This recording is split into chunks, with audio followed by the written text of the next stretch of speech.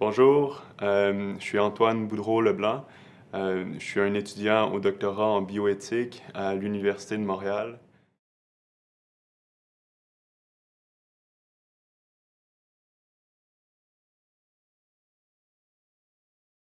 Donc, dans un premier temps, qu'est-ce qu'une seule santé et en quoi une seule santé peut s'appliquer à mon domaine d'études? Donc, d'abord, une seule santé, pour moi, c'est une opportunité, je dirais, pour la société et pour l'humanité, en fait, de revoir, de repenser un peu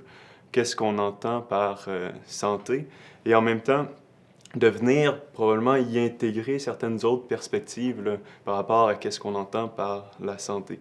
Donc, ce que je veux dire, c'est que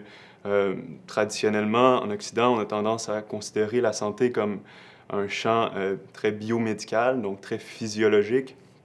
voire de plus en plus bon, épidémiologique. Même maintenant, on étend le concept au niveau des populations, donc la santé publique.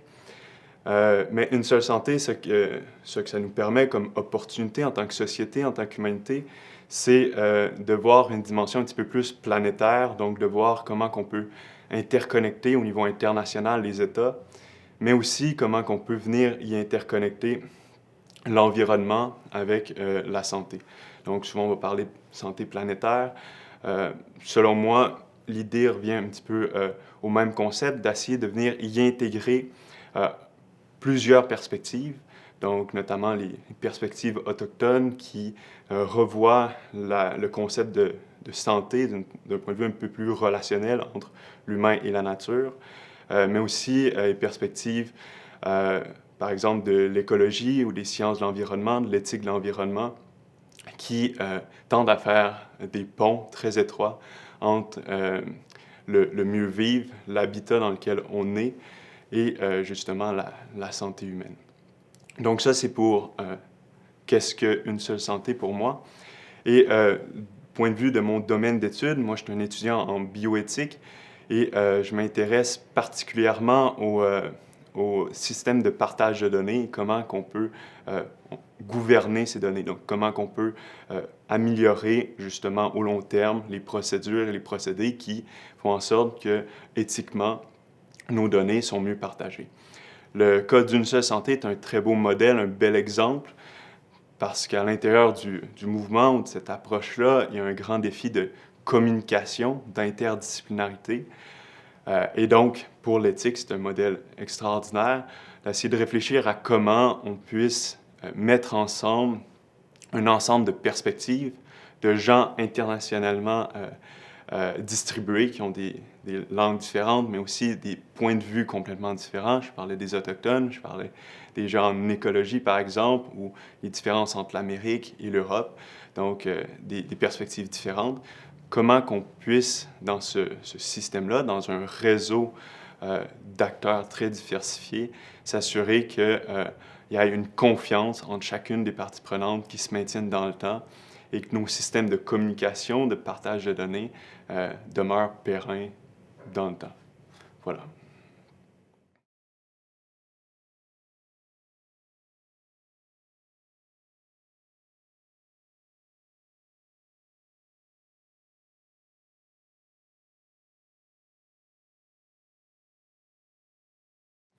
Comment que le réseau global sur une seule santé, donc le réseau actuel,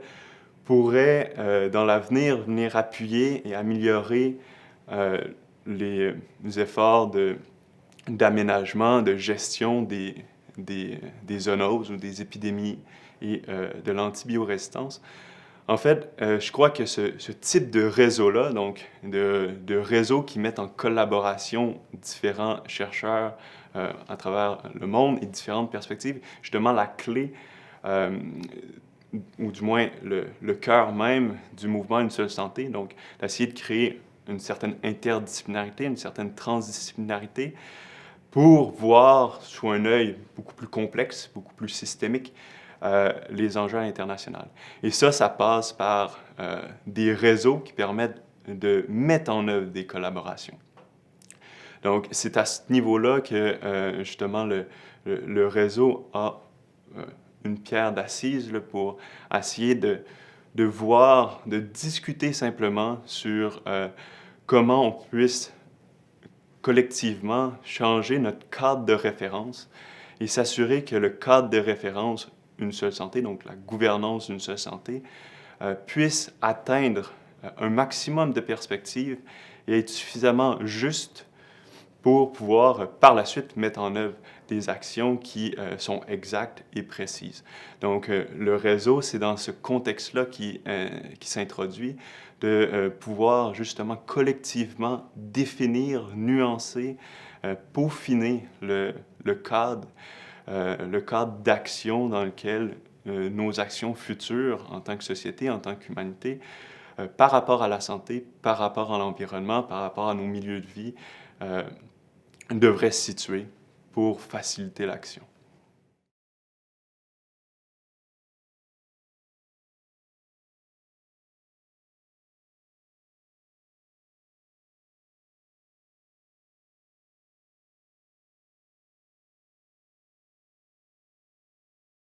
Évidemment, lorsqu'on parle d'interdisciplinarité, l'un des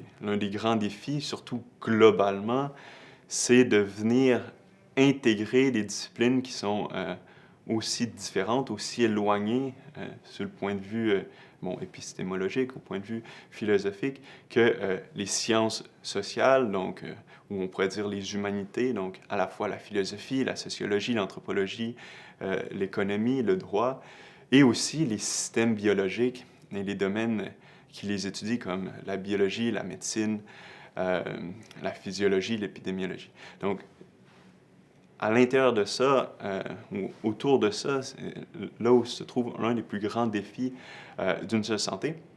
Mais en même temps, c'est une des grandes opportunités. Et surtout, pour un étudiant en bioéthique, c'est justement une opportunité en or, car c'est exactement le point que la bioéthique essaie de faire, donc d'essayer de voir comment on peut collectivement réfléchir à intégrer sur le plan justement des connaissances, rapprocher ces disciplines-là. Donc, plusieurs auteurs vont venir parler des systèmes de valeurs et des systèmes biologiques. Donc, comment qu'on vient interconnecter ces deux systèmes-là. Souvent, en épidémiologie, on va parler des modèles socio-écologiques, qui est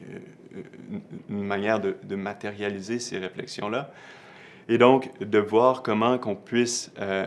justement améliorer les communications et les collaborations entre les différents acteurs qui gravitent autour de ce système-là.